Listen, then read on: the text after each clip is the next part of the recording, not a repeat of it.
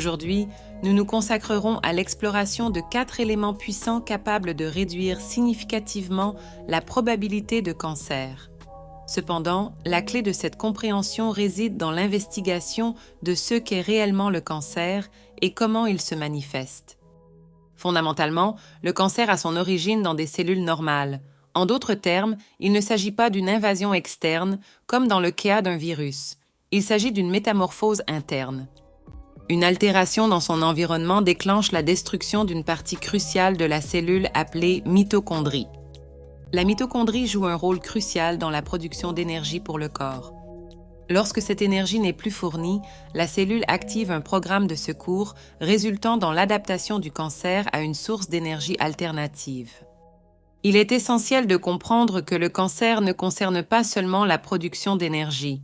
Les mitochondries jouent également des rôles cruciaux dans la régulation du fer et du calcium, dans la synthèse d'hormones, de neurotransmetteurs et de mélatonine, impactant directement le sommeil. Dans le contexte évolutif, les mitochondries ont leurs racines dans une symbiose ancestrale avec des bactéries. Au fil du temps, CS bactéries ont établi une collaboration unique.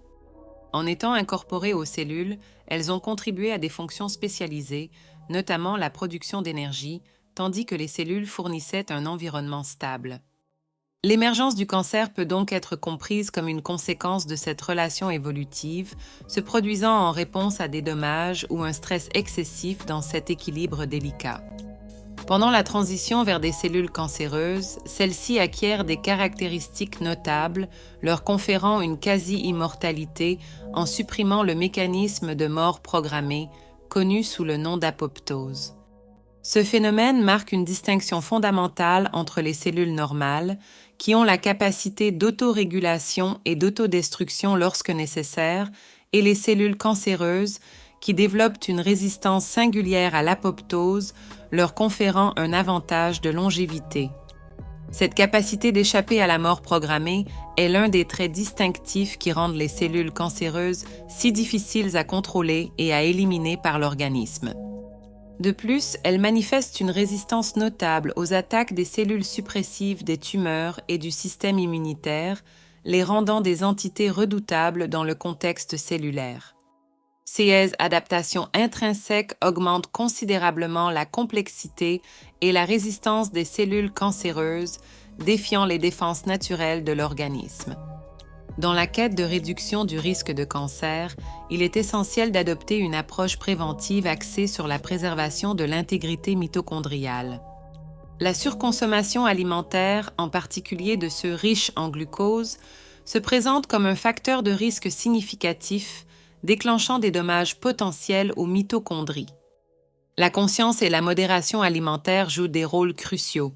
Opter pour une alimentation équilibrée, axée sur les nutriments et évitant les excès, favorise non seulement la santé métabolique, mais contribue également directement à la sauvegarde de la fonction mitochondriale, cruciale dans la prévention de processus pouvant conduire au développement de cellules cancéreuses. Dans ce contexte, le jeûne émerge comme un outil puissant, se manifestant efficacement tant sous forme intermittente que prolongée. Le jeûne atténue non seulement les effets nocifs de la surcharge alimentaire, mais induit également des mécanismes cellulaires tels que l'autophagie, contribuant au renouvellement et à la réparation mitochondriale, renforçant ainsi les défenses naturelles de l'organisme contre le développement de cellules cancéreuses. Le deuxième facteur de risque souligné est le sédentarisme, un élément qui, contrairement à l'intuition commune, est intrinsèquement lié aux dommages mitochondriaux. L'absence d'activité physique ne se révèle pas seulement comme une condition propice à de tels dommages, mais compromet également l'équilibre métabolique cellulaire. L'exercice physique n'est donc pas seulement un moyen de promouvoir la santé cardiovasculaire et musculaire, mais joue également un rôle critique dans la préservation de l'intégrité mitochondriale. L'activité physique régulière agit non seulement comme un catalyseur pour l'efficacité énergétique, mais aussi comme un facteur déterminant dans la régulation métabolique, atténuant ainsi les risques potentiels associés au sédentarisme.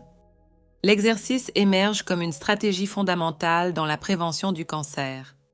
En induisant l'effet anti-Warburg, l'exercice contrarie non seulement les changements métaboliques adverses, mais déclenche également la remodelage bénéfique de la chaîne de transport d'électrons mitochondriales.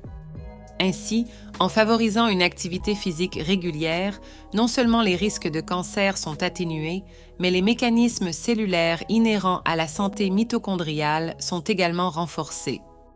De plus, un élément crucial à prendre en compte est l'alignement circadien, avec une emphase particulière sur la gestion du sommeil. Une nuit de sommeil appropriée, tant en termes de durée que de qualité, joue un rôle fondamental dans la mitigation du risque de cancer. La complexe interconnexion entre les oscillations circadiennes, les mitochondries et la mélatonine, l'hormone régulatrice du sommeil, devient évidente. La synchronisation appropriée de ces composants n'influence pas seulement positivement la qualité du sommeil, mais contribue également à l'homéostasie métabolique, renforçant les défenses naturelles de l'organisme contre d'éventuels événements carcinogènes. Cette harmonie entre les rythmes biologiques, la fonction mitochondriale et la régulation hormonale ne favorise pas seulement un sommeil réparateur, mais joue également un rôle fondamental dans le maintien de la santé cellulaire et la prévention d'altérations qui pourraient favoriser le développement de cellules cancéreuses. Enfin, mais non moins important, la solitude et l'isolement social ne représentent pas seulement des facteurs qui doublent le risque de diabète, ils augmentent également considérablement la probabilité de développer un cancer. Ce lien entre l'état social et la prédisposition au cancer souligne l'importance cruciale de l'interaction sociale dans la stratégie préventive. Établir et maintenir des connexions sociales ne contribue pas seulement à la santé mentale et émotionnelle, mais constitue également une mesure préventive significative. Cette pratique exerce une influence positive sur les facteurs qui impactent directement l'incidence des maladies, y compris le cancer. Le soutien social agit non seulement comme un tampon contre le stress et les défis émotionnels, mais renforce également les systèmes immunitaires et hormonaux, jouant un rôle intégral dans la promotion de la santé et la prévention de conditions adverses comme le cancer. Comprendre ces aspects n'offre pas seulement une vision éclairante sur le cancer, mais indique également des stratégies efficaces pour réduire le risque, soulignant l'importance critique de restaurer et préserver la santé des mitochondries. En révélant les mécanismes intrinsèques qui conduisent à la formation de cellules cancéreuses, nous ouvrons un chemin clair vers la prévention. Mettre l'intégrité mitochondriale au premier plan, par le biais de choix conscients, liés à l'alimentation, à l'exercice, au sommeil et aux interactions sociales, ne réduit pas seulement le risque de cancer, mais établit également les bases d'une approche holistique dans la promotion durable de la santé. Cette approche multifacette agit non seulement comme un bouclier contre les facteurs de risque, mais renforce également les piliers fondamentaux qui soutiennent une vie saine et équilibrée. J'espère que vous avez apprécié cette vidéo. Laissez votre like, abonnez-vous à la chaîne et à la prochaine vidéo.